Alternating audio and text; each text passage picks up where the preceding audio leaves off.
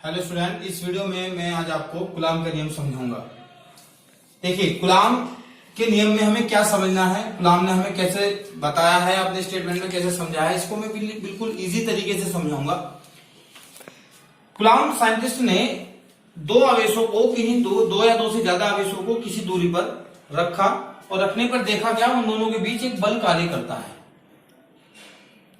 तो जो बल कार्य करता है वो ही विद्युत बल ही आपका कूलाम के नियम ने हमें बताया था। तो इस कूलाम के नियम ने हमें उस विद्युत बल को किस प्रकार से एक्सप्लेन किया है, वो क्या है। इस नियम के अनुसार किन्हीं दो बिंदु आवेशों के बीच लगने वाला विद्युत बल F।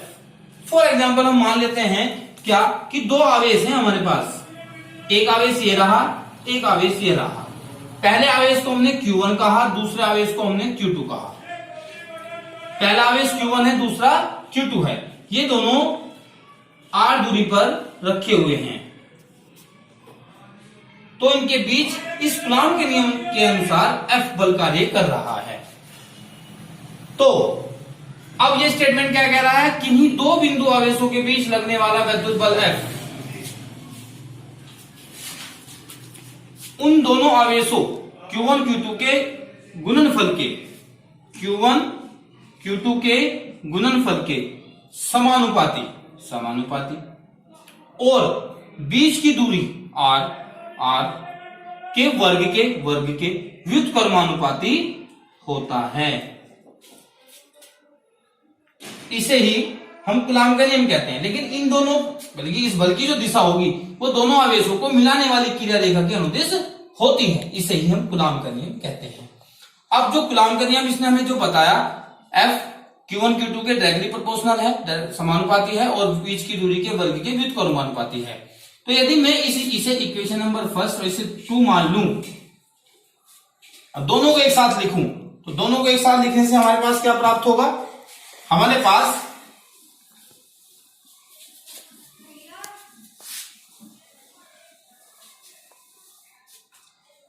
दोनों को मैं एक साथ लिखूं तो F directly proportional Q1 Q2 upon r square हो जाएगा। और जब मैं इन दोनों को, जब मैं इस प्रोपोर्शनल को, समानुपाती को बराबर में कन्वर्ट करूंगा, बदलूंगा, तो एक नियतांक लगेगा जिसे हम कहेंगे 4 pi epsilon Q1 Q2 upon r square. ये हमारा कूलाम का नियम हो गया।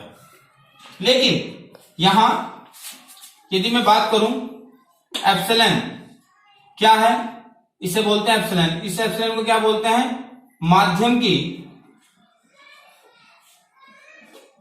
विद्युतशीलता।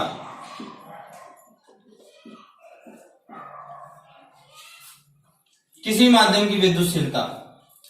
अब यहां से हमें एक नया टॉपिक और पढ़ना है, क्या, माध्यम का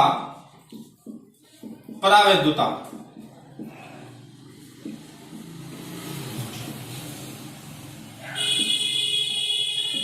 इसका मतलब यहां ये जो एक नियतांक है, ये क्या है, एक नियतांक है। और इस नियतांक में भी एप्सिलॉन को हम माध्यम की विद्युतशीलता कह रहे हैं। अब एक नया टॉपिक आया, ये इससे रिलेटेड है, इसलिए मुझे ये टॉपिक बनाना पड़ रहा है, पढ़ाना पड़ रहा है।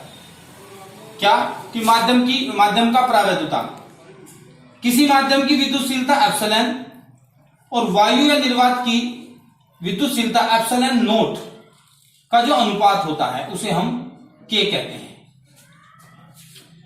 किसी माध्यम की विद्युतशीलता एप्सिलॉन और वायु या निर्वात की विद्युतशीलता एप्सिलॉन नोट का जो अनुपात होता है वो K कहलाता है। इसके को हम माध्यम का परावैद्युतांक कहते हैं। यदि मैं यहां से एप्सिलॉन इक्वल टू इसको इधर क्रॉस मल्टीप्लिकेशन कर दूं तो मेरे पास एप्सिलॉन नोट K आएगा, और इसे हमने इक्वेशन नंबर फर्स्ट मान ली।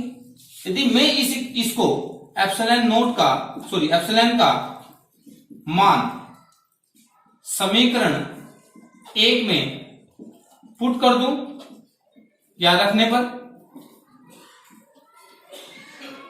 तो हमारे पास क्या प्राप्त होगा,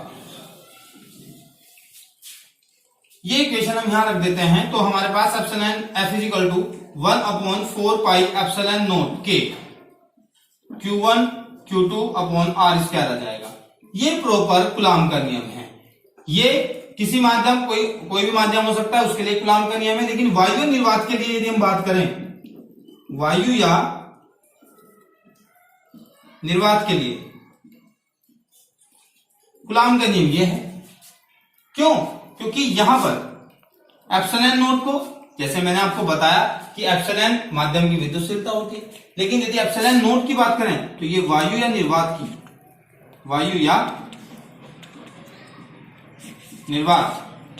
की विद्युतशीलता होती है। और वायु निर्वात के लिए लगभग इसका मान 1 होता है। तो हम इसमें इसकी वैल्यू 1 रख दें, पुट कर दें, तो F इजिकल टू हमारे पास 1 अपॉन 4 पाई एप्सिलॉन नोट,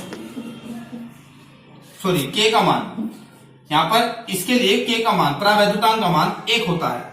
तो हमारे पास K F is equal to 1 upon 4 pi epsilon naught Q1 Q2 upon R square हो जाएगा। तो ये हमारे पास एक कूलाम का नियम प्राप्त